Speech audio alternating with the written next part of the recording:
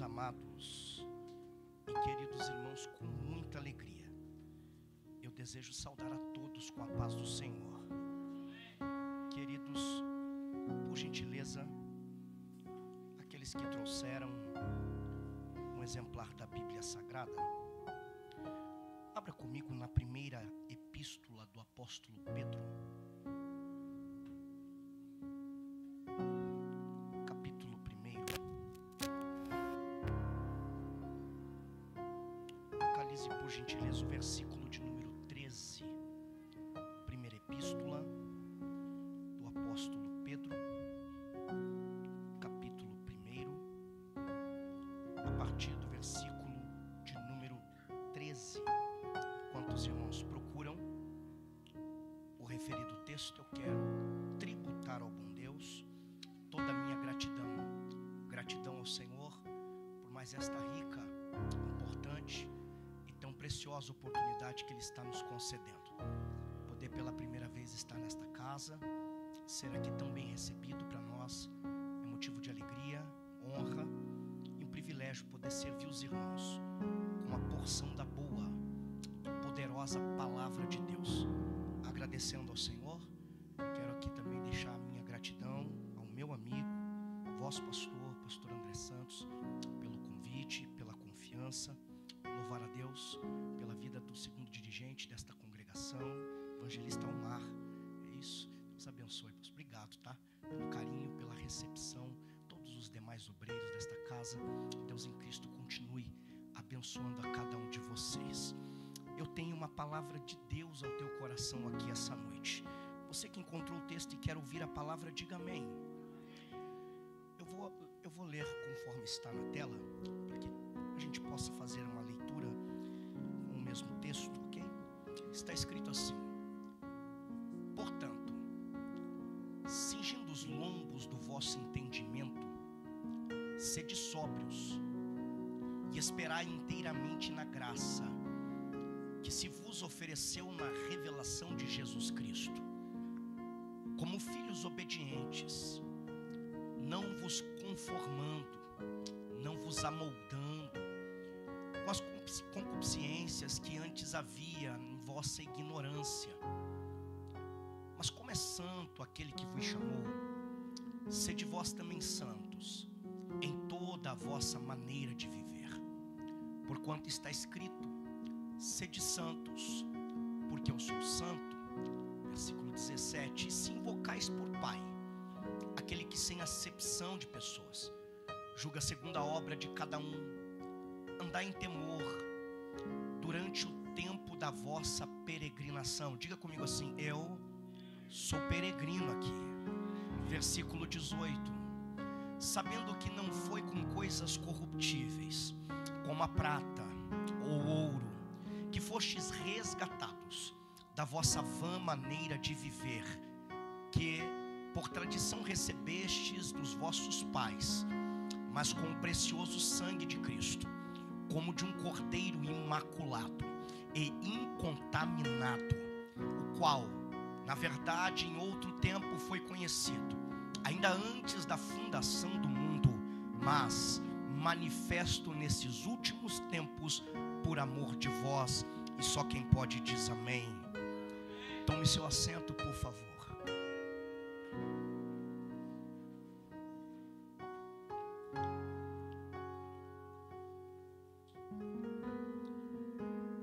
É matéria de consenso que o autor desta epístola é o apóstolo Pedro. No capítulo 5 da mesma, e no versículo de número 12, nós somos informados que o escritor dela é um obreiro chamado Silvano. Silvano aqui é o mesmo Silas que fora companheiro do apóstolo Paulo. Silas está neste momento servindo ao apóstolo Pedro como uma espécie de amanuense, escriba, secretário de Pedro. Esta epístola, ela também está classificada como geral, universal, católica, como os irmãos preferirem, escrita da Babilônia. E aqui nasce uma dificuldade. entendermos de que Babilônia Pedro está aqui se referindo. Haja vista que nesta época existiam pelo menos 3 Babilônias. Acreditamos que Pedro aqui na verdade está se referindo a Roma. E ele se utiliza então de uma linguagem metafórica, de um código. Haja vista que eles viviam aqui um tempo de grande perseguição. Pedro também está escrevendo esta carta e destinando ela aos forasteiros e dispersos, cristãos que eram judeus e gentios, que estavam espalhados por 5 regiões do Império Romano, a saber, Ponto, Galácia, Capadócia, Ásia e Bitínia. Por esse motivo, irmãos, nós também chamamos essa epístola de circular. Haja vista que a mesma vai passar por todas essas regiões, cumprindo o propósito para o qual está sendo enviada. Pedro, ao escrever esta carta, ele tem aqui como objetivo testemunhar qual seja a verdadeira graça, firmar os destinatários desta carta nesta verdadeira graça e fazê-los entender que mesmo em meio às dificuldades, lutas e provações que eles estavam vivenciando, que valeria sim muito a pena eles permanecerem firmes na presença de Deus até o fim. Quando nós vamos estudar sobre esta epístola, os irmãos vão perceber que quando o assunto é sua data de escrita, isso ainda é matéria de muito debate teológico, não se chegou ainda a um consenso de quanto de fato ela for escrita. Os estudiosos datam ela de 63 a 67 depois de Cristo. Haja vista que o apóstolo Pedro vai ser morto, crucificado de cabeça para baixo, nas cercanias de Roma, nos últimos anos do governo do imperador Nero. E como Nero vai morrer após se suicidar, no ano de 68 depois de Cristo, acredita-se que esta epístola fica melhor encaixada dentro deste tempo, 63 a 67 depois de Cristo. E por que isso é importante? Porque somente assim nós conseguimos ter noção, ter uma ideia do que os destinatários desta carta estão vivenciando. Os irmãos são sabedores, vão se lembrar que este imperador chamado Nero era um homem terrível, cruel, com uma mente diabólica. Nero, ele tinha um desejo no seu coração, e o desejo de Nero era reconstruir uma capital mais bela, moderna, imponente. E de primeiro momento ele não tem aprovação para isso. Mas Nero é insistente, ele contrata alguns homens para se fazerem de bêbados na cidade e incendiarem a mesma. Esse é o plano de Nero. Um incêndio terrível começa em Roma. E Nero, vestindo-se de ator, sobe ao alto de uma torre chamada Mecenas, de onde ele assiste ao horrendo espetáculo das chamas, que dura 7 dias. 7 dias onde casas, templos, famílias foram completamente destruídas. Tudo isso em prol de um desejo, tudo isso em prol de um sonho, tudo isso em prol de uma vontade. Infelizmente nós estamos vivenciando um tempo onde nós vemos algumas pessoas vivendo o que eu chamo de síndrome de Nero. Em nome do meu sonho, em nome do meu desejo, em nome da minha vontade, vale tudo. Não importa quem vai ser prejudicado, quem vai sair perdendo, o importante é eu realizar a minha vontade. A história vai dizer que quando Nero desce do alto da torre de Mecenas, dos 14 bairros de Roma, 10 tinham sido completamente destruídos pelas chamas. O problema aqui, queridos, é que a culpa desse incêndio criminoso querem passar para Nero. Só que Nero vai se utilizar deste álibi. Qual álibi? Sobraram 4 bairros. Os 4 que sobram são densamente povoados por judeus e cristãos. Aqui está o álibi de Nero. E ele vai dizer: olha, a culpa desse incêndio não foi minha. A ideia desse incêndio não partiu da minha mente. É só vocês perceberem. Só onde esses cristãos moram, só onde esses judeus estão, que as chamas não chegaram. Só eles não foram prejudicados nesse incêndio, não é estranho? É nesse momento onde Nero coloca a culpa do incêndio sobre os cristãos, que começa um tempo de terrível, brutal, sangrenta perseguição contra os cristãos. A história vai dizer que nesta época chegou a faltar madeira para se confeccionar mais cruz. Tamanha era a quantidade de cristão que estava sendo morto, crucificado em Roma. Alguns eram lançados nas arenas para que leões famintos os devorassem até a morte. Outros eram colocados no teatro para que touros enfurecidos os pisoteassem até a morte. Alguns tinham seu corpo coberto de piche, amarravam eles nos postes de iluminação da cidade e os queimavam vivo, como agora. Iluminem a cidade agora. Mas se tem algo que mexe com o meu coração, e deve mexer com o seu também, é perceber que mesmo em meio de tamanha pressão, perseguição, dificuldade, esses cristãos não negaram a sua fé, não abriram mão de Jesus, não abriram mão da eternidade. Eles não negociaram os seus princípios e os seus valores.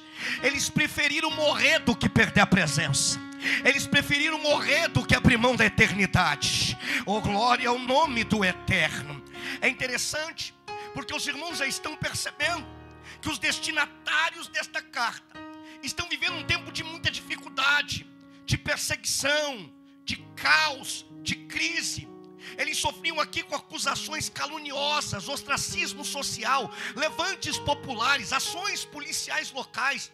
Nessa época, o simples fato de alguém se denominar cristão já era motivo para sofrer inúmeras retaliações. E isso é interessante, porque Pedro, ao escrever esta carta a eles, Pedro está aqui os encorajando, primeiro, a ter paciência, a não perderem a esperança e viverem em santidade diante de Deus, mesmo em meio aos maus tratos de seus adversários. Por isso, no capítulo 1, Pedro vai fazer com que eles se lembrem de algumas verdades. Verdades essas que, se estiverem muito vivas na mente deles, dará a eles condições de se manterem firmes, mesmo em meio à pressão, mesmo em meio à luta, mesmo em meio à dificuldade. Por isso Pedro começa essa carta dizendo: vocês não podem se esquecer, vocês não podem se esquecer que vocês foram eleitos por Deus Pai. Tem alguém que também foi aqui nessa casa? Deixa eu ver se tem. Pedro vai dizer: vocês não podem se esquecer que foi através do sangue de Cristo vertido na cruz do Calvário que vocês foram redimidos. Pedro vai dizer: vocês não podem esquecer que vocês nasceram de novo e nasceram para uma viva esperança. É Pedro dizendo para eles: vocês estão nessa terra, mas são apenas peregrinos aqui. E aqui vocês estão vivendo debaixo de pressão, aflição, dificuldade, angústia, luta. Mas caminhe com os pés na terra, sem tirar a mente de vocês do céu. Oh meu Deus, me ajude a pregar essa noite. Diga para quem está perto de você: o segredo do vencedor é esse. O segredo do vencedor é esse. Caminhe com os pés na terra sem tirar a mente do céu. Caminhe com os pés na terra sem tirar a mente do céu. Eu já estou sentindo a presença dele aqui nessa noite. Esse é o segredo de quem vence. Pé na terra, mente no céu. É Pedro dizendo: vocês não podem, em meio às lutas, em meio às dificuldades da vida, perderem o propósito para o qual vocês foram chamados. Pedro está dizendo: vocês não podem esquecer que vocês estão aqui, mas estão lutando por uma herança lá. Herança essa, oh glória a Deus, incorruptível, que não perece, não apodrece. Herança essa imaculada, imaculada, absolutamente limpa, sem contaminação alguma. Herança essa inacessível, como uma flor que nunca murcha, não perde sua beleza, nem o seu bom perfume. Herança essa que está reservada, mantida em segurança para vocês nos mais altos dos céus. É Pedro dizendo: caminhe com os pés aqui, mas não tire a mente do céu. Há uma herança para quem for até o fim fiel a Deus. Há uma herança para quem persevera. Há uma herança para quem suporta. Há uma herança para quem não desiste. Há uma herança para quem continua, mesmo em meio à dor, mesmo em meio ao caos, mesmo em meio à dificuldade. É Pedro dizendo: vai valer a pena. Se preciso for, vai chorando, mas não para. Vai gemendo, mas não desiste. Vai se arrastando, mas não retroceda. Vai valer a pena. Suporte a pressão, resista à luta. Vai valer a pena. Quem crê que vai valer a pena aqui? Deixa eu ver. Uracanda, lá choremacia, eu gostei disso aqui, irmãos, porque Pedro vai dizer para eles que eles estão sendo guardados pelo poder de Deus para essa herança.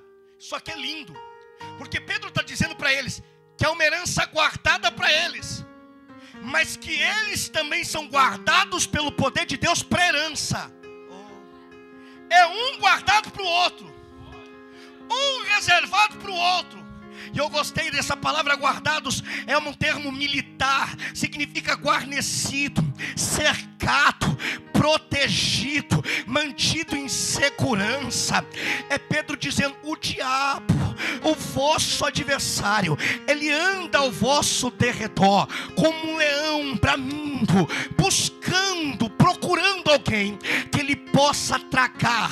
Só que Pedro está dizendo para eles: não precisa ter medo desse leão, porque tem um leão maior que ele, e esse leão trabalha como um sentinela.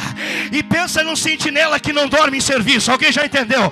Pensa num sentinela que não tosqueneja. Pensa num sentinela alerta 24 horas por dia.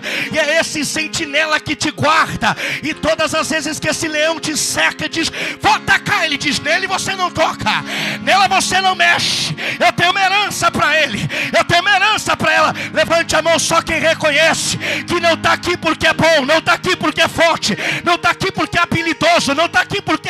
Não, estou aqui por causa dele, por causa dele. Ah, se não fosse ele nos guardando, ah, se não fosse esse sentinela fiel. Quem reconhece que está guardado aqui? Temer por quê? Se eu estou guardado por quem não perde batalha. Eu tenho uma palavra para alguém: o inimigo pode te cercar, mas não vai tocar. Vai cercar, mas não vai derrubar. Vai cercar, mas não vai destruir. Olha o sentinela te guardando, ó. Que presença boa. Quem pode adorar a ele por 30 segundos aqui? Só quem reconhece que é guardado por ele. Sinta-se à vontade, tenha liberdade. Quer dar glória, da glória. Quer dar aleluia, até aleluia. Depois eu continuo, mas sinta a presença do sentinela que te guarda. Sinta a graça dele essa noite. Oh, glórias.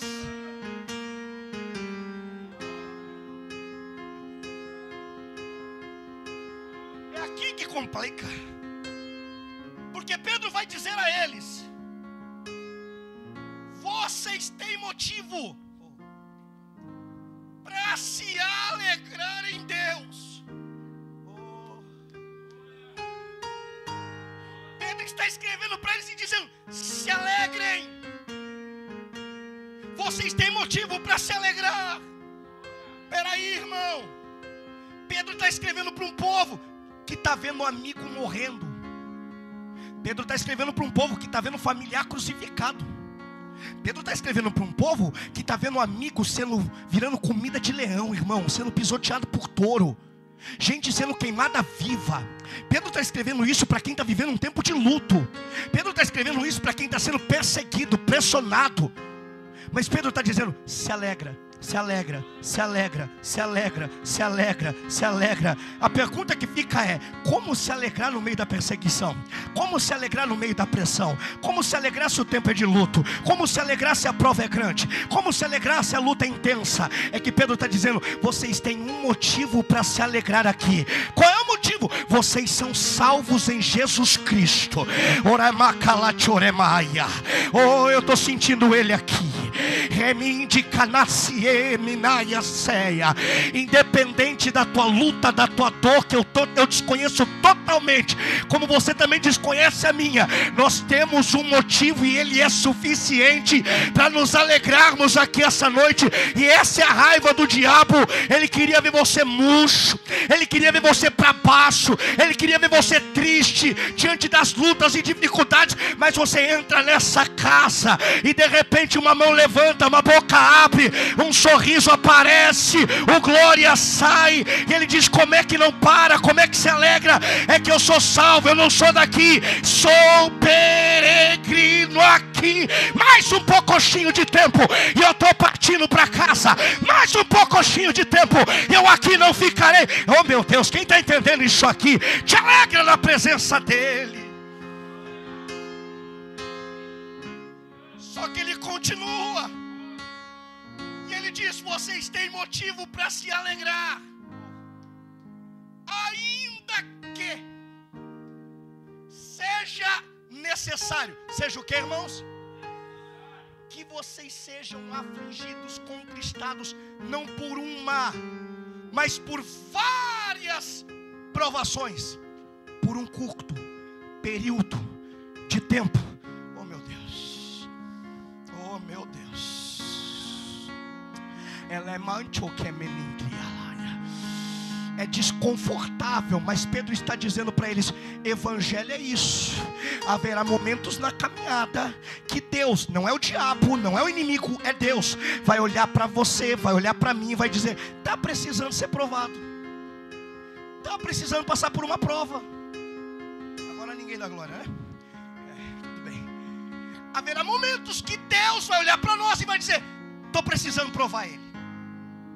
Há momentos que Deus vai olhar e vai dizer: vai ser necessário ele passar por uma perseguição. Aí você diz: para quê? Talvez para parar de perseguir os outros. Que quando você for perseguido, você vai saber o quanto que isso dói. Agora ninguém diz nada, né?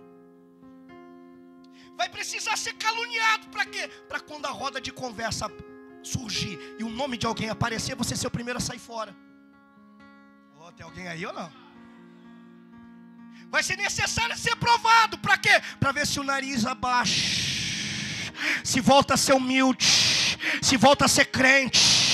Oh meu Deus, eu estou sentindo a graça dele, eu vou pregar tudinho, hein? Oh meu Deus, Pedro está dizendo: haverá momentos em que Deus vai nos provar, não com uma, mas com várias provações. Vai ser necessário ser afligido, contristado. Irmão, essa palavra é forte. Afligido, contristado aqui se refere à dor de alguém que perdeu alguém, algum parente, um familiar. Eu pergunto aqui, deixa eu ver, tem alguém aqui que perdeu algum familiar por esses anos, por esse tempo? Levante a mão. Tem. Eu perdi meu pai tem 2 anos e 1 mês, 2 anos e 2 meses. Eu pergunto, você me responde: palavra amiga resolve? Abraço dá jeito? Concorda comigo que é uma dor que você é obrigado a suportar sozinho? É sobre isso que Pedro está dizendo, que é uma provação que gera dores as quais ninguém pode tirar de você. Você tem que aprender a lidar com elas.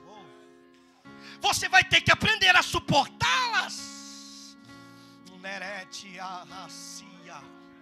É Pedro dizendo: Deus permite a provação dói, mas ensina, ela é pedagógica. Você nunca sai do mesmo jeito, você sempre sai melhor, mais forte, resiliente, mais firme. Eu estou pregando para quem está passando por prova, e eu tenho uma notícia: vai sair melhor, vai sair mais forte do que nunca, mais firme. Quem crê que vai? Quem crê que vai? É uma aula, a provação é uma aula. Olha o que ele diz: vai ser necessário passar por várias. Diga comigo, várias. Muito fraco, diga várias. várias aqui é policromática, ou de diversas cores. Diga para o vizinho, você sabia que cada prova tem uma cor? Sabia disso, mano? Sabia? Cada prova tem uma cor. Faz como eu, pergunta para o vizinho, qual a cor da prova que você está passando?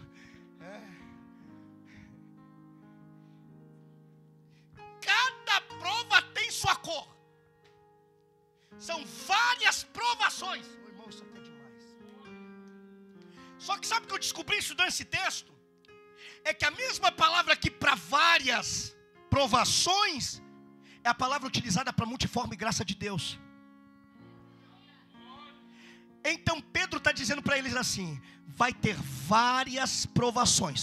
Provações de diversas cores, provações de diversos níveis, mas para cada prova tem uma graça, para cada prova tem uma graça, para cada prova tem uma graça. Se tem prova, tem graça para ela. Não tem prova se não tiver graça para ela. Então se tem prova, fique tranquilo, tem graça para suportar, tem graça para resistir, tem graça para não parar, tem graça para vencer. Alguém está entendendo o que eu estou pregando aqui? Eu tenho uma notícia para quem está na prova: tem graça para ela, tem graça para ela. Aldoir, a prova é grande, então se prepare. O nível de graça que vem para você é muito grande. Quem crê nisso aqui, deixa eu ver. Eu percebi, e se alguém estiver junto comigo nessa, diga amém, tá? Mas eu percebi que eu orei por muitas vezes errado. Quantas vezes eu no meio da prova chegava diante de Deus e dizia: Senhor, me tira dessa prova. E Deus dizia: tiro não. Senhor, me arranca da prova. E Deus dizia: não vou. Foi eu que te coloquei nela. Deixa eu te dar um texto para isso. Tem um homem chamado apóstolo Paulo. E Paulo tem um problema. Qual? Tem um espinho na carne dele.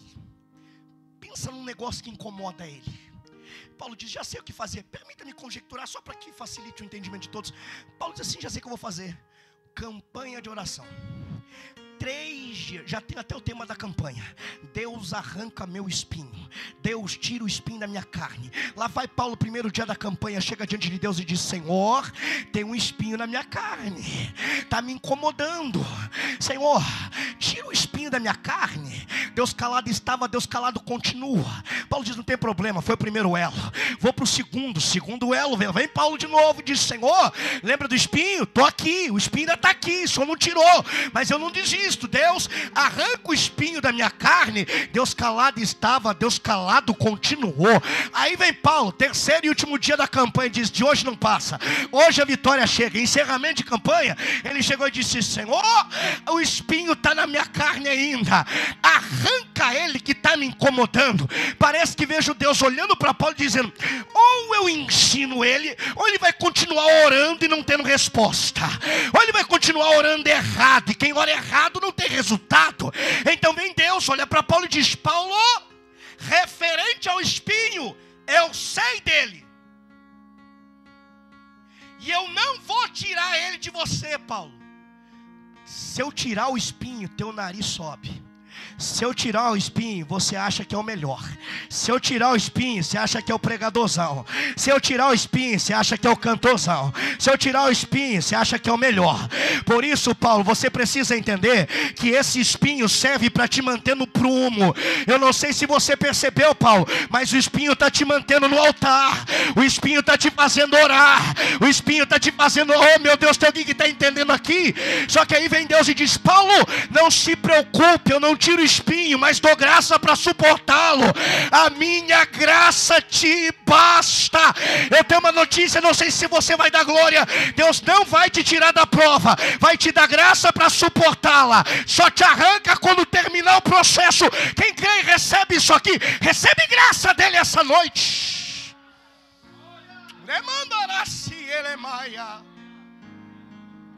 A minha graça te basta. Só que Pedro continua. E aqui vale um glória, irmão. Porque olha o que Pedro vai dizer: tem prova, mas tem a duração dela. Ela é por um curto período de tempo. Aleluia, até me animou. É por um curto período de tempo. Tem data para começar, mas também já tem data e hora para ter um fim. E eu vou profetizar mesmo para quem quer receber essa noite. Eu não sei qual foi a data, qual foi a hora que começou essa prova, mas eu sei que Deus se levanta do trono hoje para dizer chega. Deus se levanta do trono hoje para alguém dizer basta, até aqui não mais adiante, acabou. Quem está entendendo e quem está recebendo isso aqui, deixa eu ver. Abra a boca para adorar a Ele essa noite. Oh glórias. Só que Pedro continua, e Pedro vai explicar a eles o porquê da prova, porque é necessário ser provado. Olha o que Pedro vai dizer: é necessário que vocês passem pela prova, porque vocês têm que passar pelo teste de autenticidade. Ô irmão, teste de autenticidade, para saber se a fé de vocês é verdadeira ou não. Significa que tem fé que é falsa, fingida. Então nem toda declaração de fé é verdadeira. Então fé não é o que eu declaro, fé é o que E eu só descubro se a fé é verdadeira na prova. Pedro está dizendo, vocês vão ter que passar pela fornalha da provação, para que a verdade venha aparecer. Porque na fornalha da provação Deus mostra quem é e quem não é, quem serve e quem não serve, quem adora e quem não adora, quem tem e quem não tem. Quem está entendendo isso daqui, irmão? Na fornalha da provação a verdade tem que aparecer. Oh meu Deus. Só que Pedro vai fazer alusão aqui a pepita de ouro, quando passa pelo processo dentro da fornalha. Isso aqui é lindo. Ele fala de um processo de transformação. Ele diz que semelhante ao ouro que passa pelo fogo, assim também é a nossa fé, ainda que muito mais preciosa do que ele. Eu gostei disso aqui, irmão, sabe por quê? Porque o ourives, para encontrar uma pepita de ouro, ele tinha que sair em busca delas. Às vezes ele achava ela entre as pedras do rio, às vezes ele tinha que escavar a terra para encontrar uma, mas só alguém que tem olhos treinados para encontrar, alguém que é especialista para achar. Porque quem não conhece de verdade, olha e despreza, passa e desvaloriza, passa e não entende. Por quê? Porque quando ela é encontrada, ela está suja, está sem brilho e está sem valor. Então passam, olha e diz, isso aí não vale nada, isso aí vai dar em nada. Mas quando o ourives por excelência bate o olho numa pepita de ouro, ele diz, a aparência não anulou a essência, está suja, sem brilho, sem valor, mas põe na minha mão que eu faço brilhar, põe na minha mão que eu faço ter valor. Quem já está entendendo isso aqui? Você, eu não passávamos de uma pepita de ouro lá fora, perdidos, sujos. Quem olhava para nós dizia, não tem jeito, não tem futuro, não tem saída.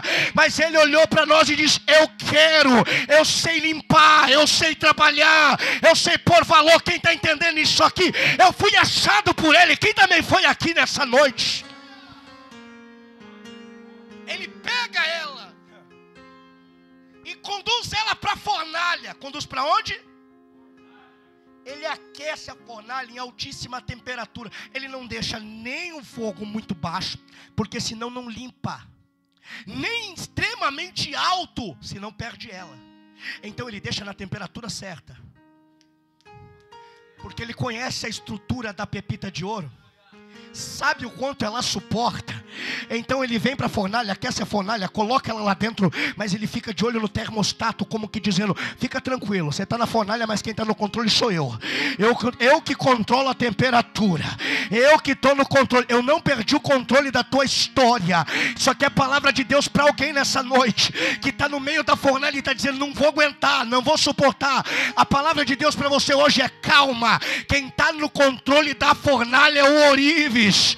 Ele sabe, é você. Ah, irmão, ele conhece a tua estrutura, ele sabe até onde você aguenta.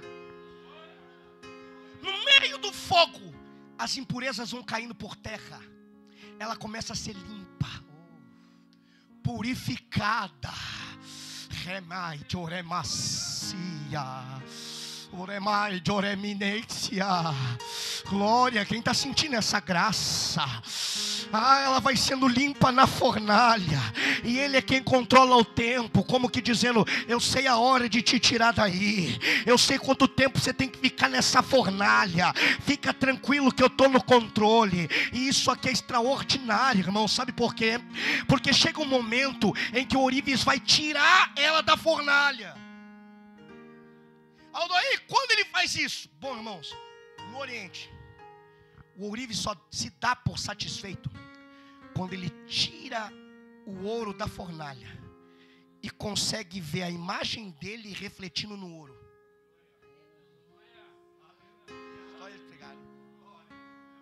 Então ele põe na fornalha, tira e olha. Deixa eu ver se eu já estou aparecendo em você. Não, ainda não, volta para a fornalha, você ainda não entendeu. Tira da fornalha e diz: não, ainda não estou aparecendo, muito pouco, está muito ofuscado, meu. Não, volta para a fornalha. Tira da fornalha. E quando ele consegue ver a imagem dele no ouro, ele diz: agora você entendeu que quem tem que aparecer sou eu, que a glória é minha, que o louvor é para mim. Quem está entendendo isso daqui? É por isso, irmão, que a gente entra na fornalha, sai da fornalha, entra na fornalha, sai da fornalha. Ele diz: ele tem que parecer mais comigo, a minha imagem tem que resplandecer em ti. Quem está entendendo isso aqui? Meu Deus do céu! Ele pega agora o ouro e vai colocar dentro do molde que ele fez, porque agora está maleável, agora vai aceitar o formato do ourives. Isso aqui é tremendo, irmãos. Sabe por quê? Porque ele tem um formato para nós, há um padrão no qual nós precisamos estar encaixados, e só quando ele trabalha dessa forma em nós é que nós nos encaixamos nele. E isso aqui é tremendo, sabe por quê? Porque Pedro está dizendo para esses cristãos que estão passando por essa luta, por essa adversidade, que eles precisam se manter nesse padrão, se manter neste molde, mesmo em meio à pressão, mesmo em meio à perseguição, mesmo em meio a dias tão complicados. E eu já preparo para encerrar aqui. Por isso, versículo 13 que lemos, Pedro vai dizer para eles: vocês precisam cingir os lombos do vosso entendimento. Deixa eu te explicar isso aqui. Pedro está percebendo que eles estão correndo seríssimo risco de, em meio à pressão, eles cederem a ela, saírem do padrão, retornarem ao antigo padrão. E Pedro está percebendo que há uma batalha na mente. Batalha onde? Batalha onde? Batalha na mente. Ele está dizendo: vocês precisam cingir os lombos do vosso entendimento. O judeu, quando cingia-se, quando ele amarrava o seu cinto, era para prender suas vestes que ficavam esvoaçantes. Então, quando ele ia trabalhar ou ia para o campo de guerra, ele cingia, ele apertava com muita força para as vestes não ficarem esvoaçantes, pastor Omar, e ele acabar tropeçando nelas. Então Pedro está dizendo: essa luta, essa pressão, essa perseguição gerou em vocês pensamentos esvoaçantes, que se vocês derem vazão para eles, isso vai derrubar vocês, isso vai fazer vocês caírem, isso vai fazer vocês perderem a batalha. Mas a ordem de Deus para vocês é essa: cinge, aperta, amarra com força esses pensamentos, para você se manter firme. Há uma guerra na tua mente, mas essa noite Deus blinda ela, essa noite Deus blinda a tua mente. Coloque a mão sobre a sua cabeça, sente de Deus de fazer isso. Deus vai blindar a tua mente contra as setas do adversário. Deus vai blindar a tua mente contra esses pensamentos esvoaçantes que querem te fazer desistir, que querem te fazer parar, que estão querendo te levar à queda e à destruição. Deus cinge hoje, Deus amarra hoje, Deus prende isso hoje, Deus blinda a tua mente aqui na Itzia, aparaxito remanta calauê diminícia. Pedro continua dizendo a eles: sejam sóbrios, Mantenha o domínio pleno do raciocínio mental de vocês. Está vendo o que Pedro está dizendo? Mente, mente, mente, mente, mente, mente. Há uma guerra na mente, uma batalha na mente. Pedro está trabalhando isso. Ele diz: e esperem inteiramente na graça que se vos ofereceu na revelação de Jesus Cristo. Espera até quando, Pedro? Espera até o fim, porque a vitória vem para aqueles que perseverarem até o fim. E mais um pouquinho de tempo, irmão. O que virá, não vai tardar, ele vai vir. Quem crê que ele vem? Quem aguarda a chegada dele ainda aqui? Deixa eu ver. Mais um pouquinho de tempo e ele chega. Mais um pouquinho de tempo e ele vem para nos buscar. Pedro segue dizendo: esperem como filhos obedientes, que não questiona a ordem do pai, mas que entende que o pai sabe o que é melhor para eles, que entende, o pai está cuidando de mim. Oh, glória a Deus. Pedro continua dizendo a eles: e não vos amoldeis, não se conformem. Oh meu Deus, isso aqui é tremendo. Pedro está dizendo: vocês não podem se amoldar, se conformar a antiga modo de vida de vocês, as concupiscências do passado. Pedro está dizendo: Deus arrancou vocês desse sistema e vocês não devem voltar para ele. Eu gostei dessa palavra, sabe por quê? A palavra que não vos amoldeis é mesiskematizomenoi, tem a ver com não entrar no esquema. Irmão, redobre atenção para isso, sabe por quê? Porque na verdade só pode entrar no esquema quem está fora dele. Então é estranho. Na verdade, o que Pedro está dizendo aqui é: não retornem ao esquema do mundo, do qual vocês já foram arrancados outrora. E deixe-me dizer, hein? Quem arrancou vocês, quem resgatou vocês, não resgatou com coisas corruptíveis, mas não foi com ouro, não foi com prata, foi com sangue precioso de Jesus Cristo nosso Senhor, vertido na cruz do Calvário, como de um cordeiro imaculado, sem mancha, sem pecado. Foi pelo sangue dele, foi pelo sangue dele, e por isso nós não retornaremos ao esquema do mundo. Deixa eu ver quem não vai retroceder, deixa eu ver quem não vai ceder à pressão, deixa eu ver quem vai suportar até o fim. Glória a Deus. Fique de pé comigo, fique de pé, fique de pé. Oh, glória a Deus. Oh, glória ao Eterno. Oh, glórias. Pedro está dizendo a eles: não se esqueçam, vocês são peregrinos nessa terra. Cadê os peregrinos aqui? Deixa eu ver. Oh, diga: eu estou aqui, mas eu não sou daqui. Mais um pouquinho de tempo eu vou para minha casa. Mais um pouquinho de tempo e eu vou para minha pátria. Deixa eu ver quem vai, deixa eu ver quem vai, deixa eu ver quem vai. Sabe o que é interessante? A gente prepara para encerrar. É que Pedro está dizendo que quem tem consciência de que é peregrino aqui, ele anda com os pés na terra, mas nunca tira a mente do céu. Ele chora aqui, mas sabendo que vai se alegrar lá. Ele passa por luta aqui, mas dizendo: vai valer a pena eu continuar, porque lá vai ser só alegria. Quem tem consciência de que é peregrino nessa terra, não se amolda ao sistema desse mundo.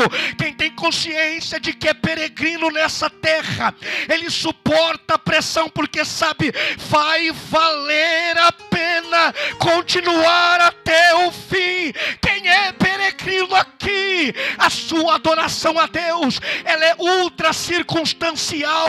Ele está na luta, ele está na prova, ele está na guerra, mas quando chega na presença de Deus, ele diz: nada vai impedir eu de o adorar.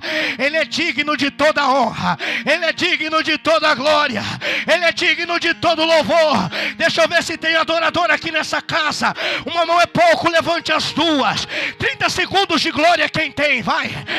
Isso, abra sua boca. Adore aquele que venceu a morte, adore aquele que te resgatou, adore aquele que salvou a tua alma. Oh, glória ao nome do Senhor. Ele te dá graça hoje para você não desistir, ele te dá graça hoje para você continuar, ele te dá graça nessa noite. Deixa eu ver quem recebe graça aqui. Recebe dessa graça hoje.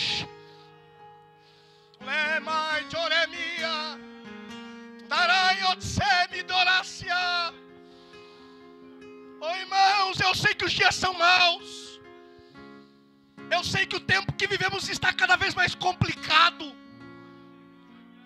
Eu sei que tem dias que a gente entra aqui, irmãos, só Deus sabe como a gente consegue chegar.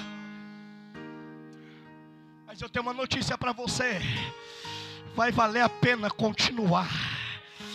Vai valer a pena continuar. Ele é de Oramaia. É complicado para mim, irmão, toda vez que eu falo de céu, toda vez que eu falo de adoração, toda vez que eu falo de arrebatamento da igreja, não tem como eu não lembrar do meu pai. Escute isso aqui, eu oro e eu entrego o microfone a quem é de direito. Meu falecido pai foi o maior pregador que eu vi pregar. E digo vi, porque eu nunca ouvi meu pai pregando em um púlpito, mas eu vi meu pai pregando com a vida todos os santos dias, irmão. Meu pai era um homem que não servia a Deus. Meu pai gostava de rock, aí se descia, aquela coisa bem demoníaca. Ele chegava dentro de casa e quando brigava com a minha mãe, ele dizia assim: eu sou o próprio Satanás. A minha mãe, desviada da igreja, resolveu voltar. Voltou para a presença do Senhor e começou a orar. E quando ela começou a orar, Deus disse: eu vou salvar teu marido, eu vou salvar teu filho, eu vou fazer um reboliço na tua casa, eu vou salvar os teus. Minha mãe disse: como é que vai ser isso? Meu pai, lutador de vale tudos, mais de 139 quilos. Pensa num polaco forte, grande, irmão. Minha mãe falou assim: como é que vai ser esse negócio? Meu pai, diabético, pegou uma doença chamada síndrome de Fournier. Sabe o que é o síndrome de Fournier? Basicamente, um pelo encravado, irmão, que vem apodrecendo tudo por dentro. Meu pai, diabético, falaram que não suportaria uma cirurgia. Passou por 7, um homem de 139 quilos, ficou com menos de 69 quilos, irmão. Porque para Deus um pelinho encravado, ele bota marmanjo para beijar lona. Quem está entendendo o que eu estou dizendo? Dentro daquele hospital, meu pai teve encontro com Jesus. E você diz: e aí, Aldoir, acabou? Acabou nada. Jesus nunca curou meu pai. Meu pai, ele teve isipele, o corpo todo ferido, amputou o dedo, era para ter perdido a perna. Deus teve misericórdia, foi só o dedo. Meu pai teve câncer, o pescoço dele ficava todo aberto, exposto, irmão. Mas deixa eu dizer uma coisa para você: meu pai com um problema de coração, cheio de doença, cheio de ferida. Eu nunca vi meu pai murmurar. Eu nunca vi meu pai faltar culto. Meu pai ia no culto da segunda-feira de oração. Meu pai ia no culto das crianças. Meu pai estava no culto à tarde com o ciclo de oração. Meu pai estava em todos os cultos da igreja. Detalhe, meu pai era tecladista. Meu pai levava o teclado nas costas debaixo de chuva, ia sozinho, parava na porta da igreja até o obreiro responsável chegar. Ele chegava antes de todo mundo. A gente brigava com ele, dizia: não precisa chegar tão cedo. Ele olhava para nós com o olho cheio de lágrimas e dizia: eu preciso aproveitar o culto, eu não quero perder nada desse culto. A gente não entendia o que ele falava, irmão. Meu pai às vezes chegava na igreja, a igreja quietinha, os irmãos quietos, de repente meu pai levantava a mão e dizia: ai, tá glória. Os irmãos olhavam, porque às vezes vem de quem tem menos para dar, irmão. De repente, irmão, meu filho começa a ir com meu pai para o culto. Eu disse: menino, você vai com o teu vô. Hoje é segunda-feira, é culto de oração. Ele disse: eu gosto de ficar perto do vovô, papai. Eu gosto de ficar junto com ele na igreja. Eu gosto de ficar perto dele quando ele diz: eita glória. Irmão, você vê meu filho grita, meu filho pula, meu filho dá glória, porque ele viu esse exemplo no vô dele. Eu nunca vi meu pai reclamar, eu nunca vi meu pai murmurar, mas eu via meu pai na frente do teclado, na frente da televisão de casa, ensaiando para tocar na igreja, ensaiando para cantar na igreja. Aldo, eu não entendi. Meu pai morreu, irmão, mas morreu adorando, morreu, mas morreu servindo, morreu, mas morreu crente, morreu, mas morreu dando testemunho, morreu, mas nunca deu desculpa para não ir para a igreja. Desculpa, eu não posso vir para cá e pregar um pouquinho, adorar um pouquinho, dar glória um pouquinho, servir um pouquinho, não dá. Eu tive um exemplo dentro de casa, eu tenho que ser intenso, eu tenho que adorar de verdade, pregar de verdade, servir de verdade. Tem alguém que está entendendo isso aqui? Levante as duas mãos agora, isso, 1 minuto para você expressar a tua adoração a Deus. Seja grato a Ele, seja grato pela tua saúde, seja grato pela tua salvação, seja grato pela oportunidade que Ele está te dando, seja grato, adore a Ele, ao som desse instrumento, isso, abra bem a tua boca para adorar, 1 minuto, por favor.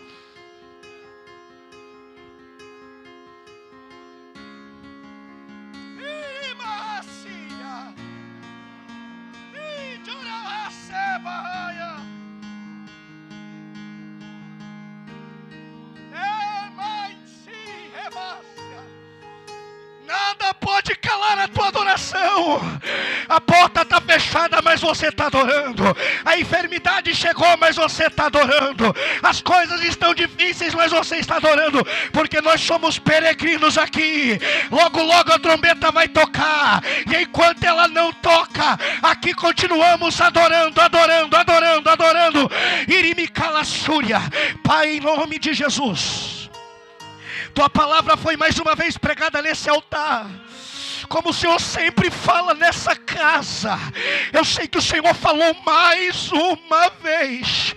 A minha oração é simples, Senhor: dá aos teus filhos graça, dá graça ao meu irmão, dá graça à minha irmã, para ele suportar, para ele resistir, para ele seguir até o fim, para receber a coroa da vitória.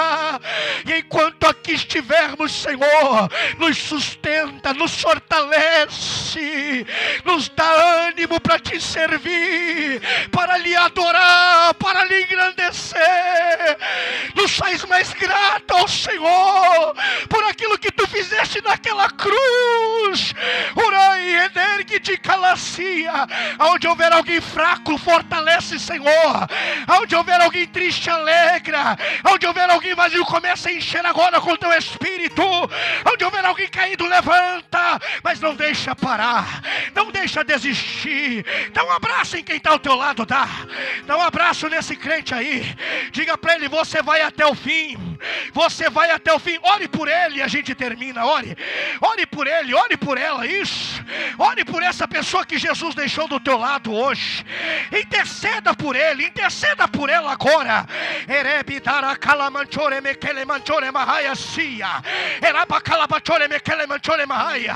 Sinta a presença dele, sinta a graça dele, sinta o renovo dele nessa noite.